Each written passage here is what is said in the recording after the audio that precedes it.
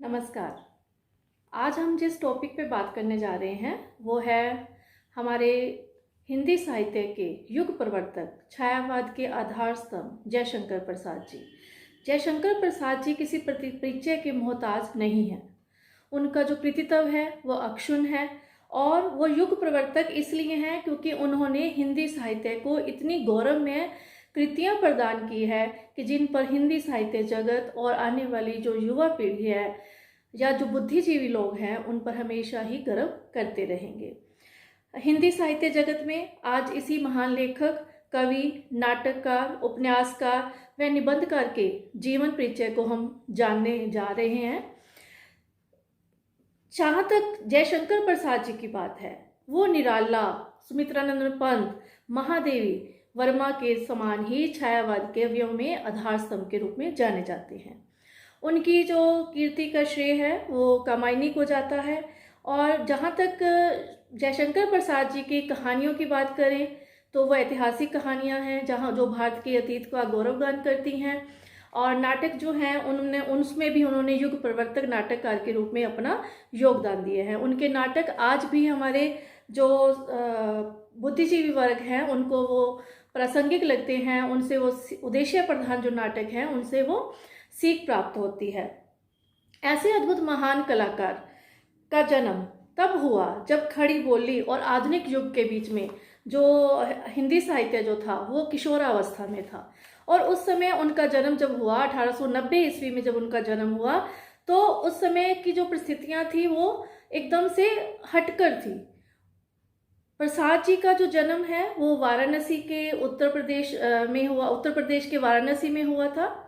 और उनका परिवार जो है सुमनी साहू के नाम से काफ़ी प्रसिद्ध था। उनके जो पितामह थे जिनका नाम शिवरतन साहू है वो वाराणसी के अत्यंत प्रतिष्ठित नागरिक थे और एक विशेष प्रकार की तंबाकू या सुंगनी बनाने में वो इतने निपुण थे कि उनका परिवार जो था वो सुमनी साहू के नाम से ही जाना जाता है। उनके यहाँ जितने भी विद्वान आते थे, कलाकार आते थे, सबका सम्मान होता था। इस परिवार की जो प्रतिष्ठा थी उसका आगे जो परंपरा को बढ़ाया इनके पिता देवी प्रसाद जी ने बढ़ाया। उनका भी वाराणसी के अमीर घरानों में, प्रतिष्ठित घरानों में काफ़ी सम्मान था। इनका जो पूरा परिवार था वो शिव का उपासक था।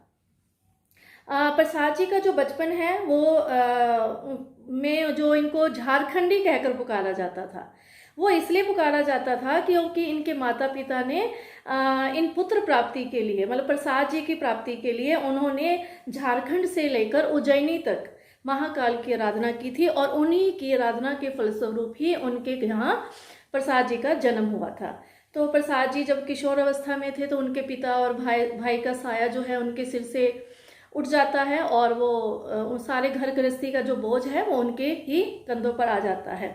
लेकिन ऐसी विपरीत परिस्थितियों के बीच में भी उन्होंने अपनी साहित्य की कलम को नहीं छोड़ा, वो लिखते रहे।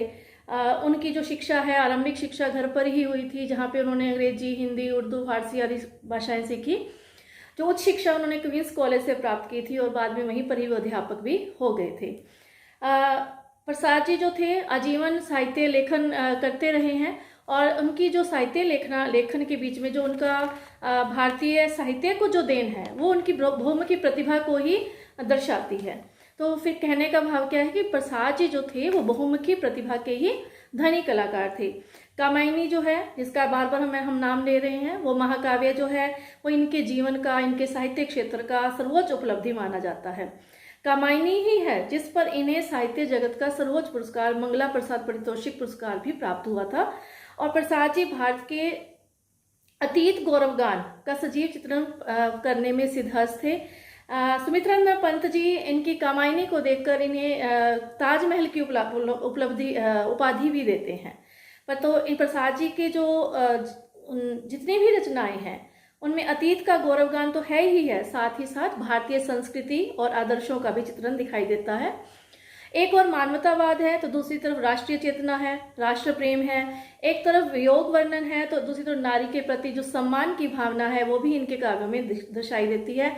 सिर्फ काव्यों में ही क्यों, कहानियां हैं, नाटक हैं, निबंध हैं, सब में ही उनका हमारे जो अतीत का गौरवगान है, भारत की जो संस्कृति है उसका जो परचम है इन्होंने अपने काव्यों में, अपनी रचनाओं में हमें दर्शाया है। इनका जो हिंदी साहित्य है वो हिंदी साहित्य में जो देन है उसको लिख कर ही ये हिंदी साहित्य में अमर हो गए हैं, और जिसका जो हमारा हिंदी जगत परिवार है वो हमेशा ही इनकी रचनाओं को लेकर, इनके जीवन को लेकर हमेशा ही इनका ऋणी रहेगा। जहाँ तक प्रसाद जी की काव्य रचनाओं की बात करें तो इन्होंने काव्य रचनाओं में कानन कुसुम, महाराणा का महत्व, आंसू, लहर, झरना और कामायनी। कामायनी इनका महाकाव्य है। प्रसाद जी की रचनाएं जो है हम दो भागों में बांट सकते हैं। पहली जो रचनाएं हैं उनकी काव्य पथ अनुसंधान की रचनाएं हैं जो रसिद रचनाओं में आती हैं। दूसरी जो प्रकार की रचनाएं हैं वो आंसू, लहर और झरना, ये दूसरे वर्ग की रचनाएं हैं। उनका काव्य का जो सफर था वो ब्रज भाषा से शुरू होकर खड़ी बोली को उच्च स्थान पर गया। मूर्धन्य कवियों में इनका जो खड़ी बोली के जो मूर्धन्य कवि हैं या खड़ी बोली के जो उच्च कवि हैं उनमें जो युग प्रवर्तक कवि के रूप में इन्होंने अपना स्थान अपने रचनाओं के माध्यम से ही प्राप्त किया था। कामायनी जो है वो खड़ी बोली का अद्वितीय महाकाव्य है, और इसकी तुलना जो है पंत जी कहते हैं कामायनी की तुलना आधुनिक हिंदी के जितने भी खड़ी बोली के जो काव्य क्यों न लिखे जाएं, लेकिन उनके सामने वो सब फीके ही पड़ते हैं। कहानी संग्रह पर भी इन्होंने लेखनी चलाई है। जो छाया, प्रतिध्वनि, आकाशदीप, आंधी और इंद्रजाल, ये इनके कहानी संग्रह हैं। इनमें इन्होंने ऐतिहासिक, प्रागैतिहासिक, पौराणिक और कहानियों के मौलिक और कलात्मक चित्र लिखी हैं कहानियाँ। इनकी कहानियाँ भाव प्रधान प्रेम कथाएं भी हैं, समस्यामूलक कहानियाँ हैं, रहस्यवादी भावनाओं पर आधारित कहानियाँ, प्रतीकात्मक, आदर्शानुमुख यथार्थवादी कहानियाँ लिखने के साथ साथ देश प्रेम संबंधी कहानियाँ भी इन्होंने लिखी है। आकाशदीप इनकी एक ऐसी ही कहानी है जो देश प्रेम के ऊपर ही आधारित एक कहानी है। सबसे पहली जब इन्होंने लिखना शुरू किया था तो ये कलाधर के नाम से लिखा करते थे, और इनकी जो पहली कहानी थी इंदु नामक पत्रिका में सन 1912 ईस्वी में प्रकाशित हुई थी, और लगभग इन्होंने 72 कहानियाँ लिखी हैं, 72 जिसको बोल सकते हैं, 72 कहानियाँ इन्होंने लिखी हैं। और इसके बाद इनके अगर उपन्यासों की बात करें तो जो इनके उपन्यास थे वो 3 ही उपन्यास इनके मेन हैं, कंकाल, तितली और इरावती। इरावती इनका अधूरा उपन्यास है। जहाँ तक कंकाल की बात करें तो कंकाल में इन्होंने भारतीय सभ्यता का जो भारतीय नागरिक सभ्यता है उसका इन्होंने यथार्थ चित्रण किया है।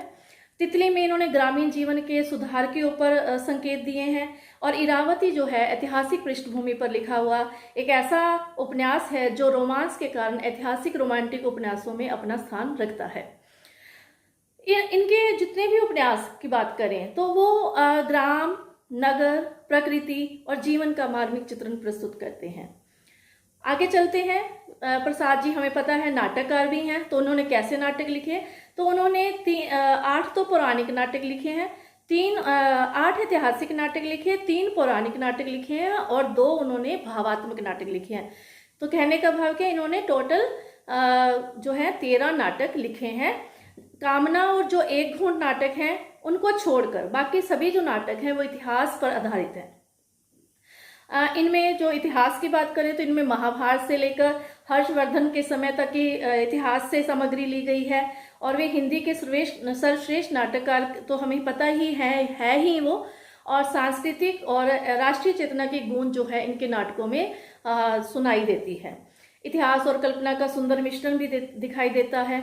इनके नाटक चंद्रगुप्त, स्कंदगुप्त, ध्रुव स्वामिनी, जन्मेजय का नागयज्ञ, राजश्री, कामना, एक घूंट आदि इनके सुप्रसिद्ध नाटक हैं। इसके अतिरिक्त इन्होंने अपने नाटकों में गीतों का भी प्रयोग किया है। गीतों के माध्यम से इन्होंने भारतीय संस्कृति का जो उद्घाटन किया है। चंद्रगुप्त नाटक की कुछ पंक्तियां, अरुण यह मधुमेह देश हमारा, जहां पहुंच अनजान क्षितिज को मिलता एक सहारा, इस तरह से इन्होंने अपने गीतों के माध्यम से भी देश प्रेम की भावना को उद्घाटन किया है। निबंध विचारों और की गहराई है इनके निबंधों में, भावों की प्रबलता है, चिंतन है, मनन है। तो ये सभी चीजें जो हैं, ये सभी जो काव्य से निबंध में जो चीजें आनी चाहिए कि लेखक जब निबंधकार जब लिखता है तो कितने भावों से लिखता है, कैसे गहराई होनी चाहिए, किस प्रकार से वो देश की समस्याओं को लेकर या किसी भी प्रकार की समस्या है उनका मनन करता है, उनका गंभीरता के साथ चित्रण करता है, तो इनके निबंधों में हमें ये भी नजर आता है। ऐसे महान जो साहित्यकार थे, इनका जो देहांत है वो 15 नवंबर 1937 ईस्वी में हो गया था। प्रसाद जी भारत के उन्नत अतीत के जीवित वातावरण प्रस्तुत करने में सिद्धहस्त थे। उनकी कितनी ही कहानियां ऐसी हैं जो भारत के अतीत का गौरवगान करती हैं, आदि से अंत तक भारतीय संस्कृति का उद्घाटन करती हैं। ऐसे महान दिवंगत साहित्य की महान रचनाएं हिंदी साहित्य जगत को सदा ही प्रेरित करती रहेंगी।